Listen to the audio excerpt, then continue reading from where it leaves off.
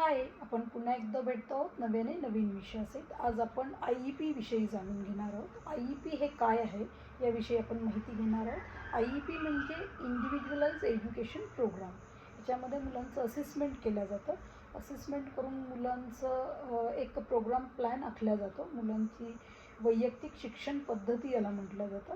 Special एज्युकेशनचा हा बेसच आहे की मुलांचं वैयक्तिक शिक्षण पद्धतीनेच मुलांना आम्हाला घडवायचं असतं. मुलाची प्रगती साधायची असते, मुलाचा विकास साधायचा असतो.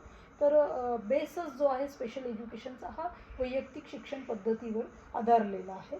तर प्रत्येक मूल हे वेगळं असतं. मग ते 2 डाऊन्स मुलं असू देत, 2 ऑटिझमची मुलं असू देत, 2 ADHD मुलं असू देत, परंतु त्या दोघांच्या गरजा या वेगळ्या वेगळ्या आहेत. मग त्यांच्या शैक्षणिक गरजा वेगळ्या, त्यांच्या वैयक्तिक गरजा वेगळ्या, त्यांच्या सामाजिक गरजा वेगळ्या. तर त्यानुसार प्रत्येक मुलाचं आम्हाला असेसमेंट करावं लागतं. असेसमेंट करताना आम्हाला त्या ठिकाणी पॅरेंट म्हणून आई वडील, घरातले इतर सदस्य मुलाला ऑब्झर्व करतात. तर काय वाटतंय मुलांविषयी त्यांना, त्याशिवाय मुलाची प्रगती जी आहे ती आम्ही जे ऑब्झर्व करतो आहोत मूल, त्याच्यातनं सुद्धा आम्हाला असेसमेंटसाठी मदत होते. त्या व्यतिरिक्त अजून मुलाचं ऑक्युपेशनल थेरपी चालू आहे तर थेरपिस्टचं मत आहे, फिजिओथेरपी जर चालू असेल तर त्यांचं मत आहे, किंवा ट्रीटमेंट डॉक्टरांकडे जिथे कुठे चालू असेल तर त्यांचं ऑब्झर्वेशन काय आहे आणि आमचं ऑब्झर्वेशन काय आहे, आम्ही काय ऑब्झर्व करतो आहे. तर हे आमच्या सगळ्यांच्या मदतीने आम्ही हा प्रोग्राम प्लॅन आखत असतो. मुलाचा IEP बनवत असतो, मुलाचा वैयक्तिक शिक्षण कार्यक्रम आखत असतो. तर याच्यामध्ये महत्त्वाचा रोल जो आहे तो माता पितांचा आहे मुलाचं असेसमेंट करताना. तर प्रथम मुलांच्या मोटार्स ॲबिलिटीज बघाव्या लागतात. मोटार ॲबिलिटी मग त्याच्यामध्ये ग्रॉस मोटार आहे, फाईन मोटार आहे. मुलांचं gross motor, fine motor issues काही आहेत का, ते आहेत तर कसे आहेत, त्याच्यामध्ये काय अडचणी आहेत मुलांना. तर त्याप्रमाणे त्याच्यावरती त्याचे short term long term objectives गोल घ्यावे लागतात मुलांचे आणि त्याच्यावरती काम करावं लागतं. त्यानंतर कम्युनिकेशन ॲबिलिटीज मुलांच्या बघाव्या लागतात. मुलं काय बोलत आहेत, काय विचारत आहेत, त्यांना ज्या सूचना दिल्या जातात त्या समजत आहेत का, म्हणजेच त्यांची रिसेप्टिव्ह लँग्वेज कशी आहे हे त्यातनं बघितलं जातं. त्यासोबतच आपल्या भावभावना आपण बोलतो आहोत, बोलून सांगून कशा व्यक्त करतो आहोत, म्हणजेच मुलाची एक्सप्रेसिव्ह लँग्वेज कशी आहे हे पण बघावं लागतं. जी मुलं स्पीचलेस आहेत, बोलत नाही, तर त्यांना जे एक्सप्रेस करायचं आहे, त्यांना जे सांगायचं आहे, जे बोलायचं आहे ते खाणाखुणा करून किंवा हावभावाचा वापर करून मूल एक्सप्रेस करतं आहे का, सांगतं आहे का, हे पण बघितलं जातं. त्यानंतर मुलाच्या कॉग्निटिव्ह ॲबिलिटीज बघितल्या जातात, त्या पण तपासल्या जातात. त्या कशा आहेत, त्याचा विकास आपल्याला कितपत साधायचा आहे हे पण बघितलं जातं.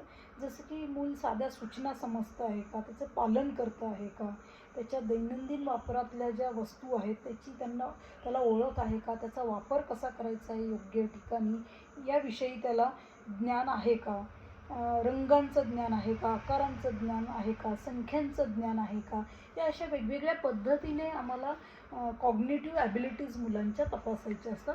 असेसमेंट मुलाचं करायचं असतं. त्यानंतर येतं सोशल ॲबिलिटीज मुलांच्या. सोशल ॲबिलिटीज मध्ये सामाजिक विकास जो आहे मुलांचा तो आपल्याला साधायचा असतो. त्याच्यामध्ये घरगुती कार्यक्रमांमध्ये मूल सहभागी होतं आहे का, होतं आहे तर कशा पद्धतीने, कितपत सहभाग आहे मुलाचा. घरी पाहुणे आल्यानंतर मुलाचं वर्तन कसं आहे, किंवा पालक म्हणून तुम्ही घरामध्ये त्यासोबत कसं वर्तन करता आहात त्यावेळी. मूल नातेसंबंध समजतं आहे का, बहीण भावंड किंवा इतर काकाचे, मामाचे, मावशांचे मुलं, बहीण भावंड जे आहेत त्यांच्यासोबत त्याचं वर्तन कसं आहे, त्यांची ओळख आहे का त्याला नातेसंबंधाची, ते जपण्याचा प्रयत्न मूल करतं आहे का की नाही करत आहे, या सगळ्या गोष्टी आम्हाला त्याच्यामध्ये बघाव्या लागतात. सामाजिक उपक्रमांमध्ये मूल सहभागी होतं आहे का, समाजामध्ये बाहेर गेल्यानंतर सार्वजनिक ठिकाणी मूल कसं राहतं आहे हे, कम्युनिटी रिसोर्सेसचा मूल वापर करतं आहे का. जसं की आपल्याला बाहेर कुठे जायचं आहे तर त्यावेळी जाताना गाड्यांचा आपण वापर करतो वेगवेगळ्या पद्धतीने. स्वतःचं वाहन असेल तर किंवा इतर आपण सार्वजनिक वाहनांचा वापर करायचा असेल तर तो पण मुलाला कळतो आहे का. त्यासोबतच मुलाचं मनोरंजन जे आहे मूल कसं करून घेतं आहे, किंवा रिकामा वेळ जो मुलाकडे असतो त्या वेळेमध्ये मुलांनी काय करायला पाहिजे किंवा काय करतं आहे मूल. तर ह्या सगळ्या गोष्टींचा आम्हाला सोशल ॲबिलिटीजमध्ये मुलांच्या या क्षमता आम्हाला तपासाव्या लागतात, या बघाव्या लागतात, याचं असेसमेंट करावं लागतं. आणि सोशल स्किलचं ॲबिलिटीजचं आम्ही असेसमेंट करून त्याचा एक सोशल प्रोग्राम आम्ही आखलेला असतो. त्यानंतर जे आहे ते व्होकेशनल ॲबिलिटीज मुलाच्या. व्होकेशनल ॲबिलिटीजमध्ये मूल लहान आहे तोपर्यंत त्याला पूर्व व्यावसायिक शिक्षण कौशल्य त्याचे विकसित करायचे असतात. मग मुलाची वेगवेगळ्या कार्यांमध्ये असलेली रुची तपासावी लागते, की मुलाला नक्की कोणत्या गोष्टींमध्ये रुची आहे, काय आवडतं आहे मुलाला. मग ते वेगवेगळ्या वस्तू बनवायला असेल किंवा वेगवेगळं काम, रंगकाम असेल किंवा इतर गोष्टी असेल, वेगळ्या वस्तू बनवण्यासाठी असेल, त्याचे कौशल्य, व्होकेशनल कौशल्य जे आहेत ते विकसित, प्री व्होकेशनल कौशल्य जे आहेत ते विकसित करण्यासाठी आम्हाला या सगळ्या गोष्टी बघायला लागतात.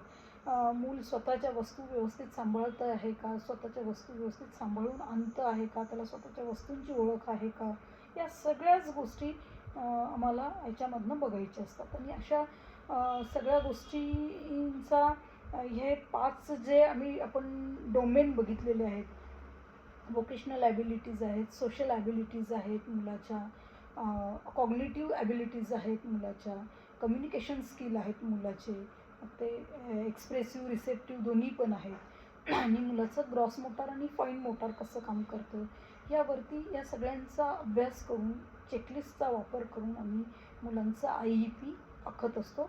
त्याचा वैयक्तिक शैक्षणिक कार्यक्रम आम्ही आखत असतो. आणि त्यानंतर मुलाचं प्रोग्राम प्लॅन बनवला जातो आणि मुलावरती काम करायला चालू केलं जातं. त्यात काही गोष्टी ज्या आहेत, ज्या घरी घेण्याच्या आहेत, त्या गोष्टी पालकांना सांगितल्या जातात. त्याचं मार्गदर्शन असेल किंवा त्याचं प्रशिक्षण असेल, मूल घरी असताना त्या गोष्टी मुलाला कशा पद्धतीने शिकवायच्या आहेत याविषयी आईला माहिती दिली जाते, किंवा केअर गिव्हर जर वैयक्तिक मुलाचा असेल तर त्याला त्याविषयी प्रशिक्षण दिलं जातं. आणि 3 महिन्यांच्या इंटरव्हेन्शननी मुलाचं इव्हॅल्युएशन केलं जातं, मुलामध्ये प्रगती कशी झाली आहे हे तपासलं जातं. तर अशा प्रकारे हा IEP प्रोग्राम आम्ही आखत असतो, मुलाचा वैयक्तिक शैक्षणिक कार्यक्रम आखत असतो. तर याच्यामध्ये मला आता हे सांगायचं आहे की बऱ्याच वेळा पालकांना IEP काय आहे हे याविषयी माहिती नसते. जेव्हा पालक स्पेशल एज्युकेटर म्हणून आमच्याकडे येतात त्यावेळीच आम्ही IEP काय आहे हे पालकांना सांगत असतो. तर या माध्यमातून मला सांगायचं आहे की पालक, तुम्हाला जर मुलांचं IEP जर करून घ्यायचं असेल तर तुम्ही आमच्याशी संपर्क करू शकता. आमचा संपर्क क्रमांक आहे 9970598429, 9970598429. कारण आम्हाला पालकांचं सहकार्य IEP करत असताना लागत असतं. तर जर तुम्ही कुणी इच्छुक असाल, अदर दॅन आमच्याकडे येणारी मुलंसुद्धा, जर तुम्ही बाहेरगावचं, बऱ्याच पालकांचे आम्हाला फोन कॉल्स येतात, तर तुम्हीसुद्धा मुलाचं सोशल असेसमेंट असेल किंवा पर्सनल असेसमेंट असेल मुलाचं, कम्युनिकेशन स्किल डेव्हलपमेंटचं असेल मुलाचं, तर हे वेगवेगळे असेसमेंट आम्ही करून देतो. तर तुम्हाला जर मुलाचं तुमच्या वैयक्तिक शैक्षणिक कार्यक्रम जर आखून घ्यायचा असेल तर तुम्ही आमच्याशी संपर्क करू शकता. आमचा संपर्क क्रमांक मी दिलेला आहे, सांगितलेला आहे. आपण इथे थांबूया. धन्यवाद.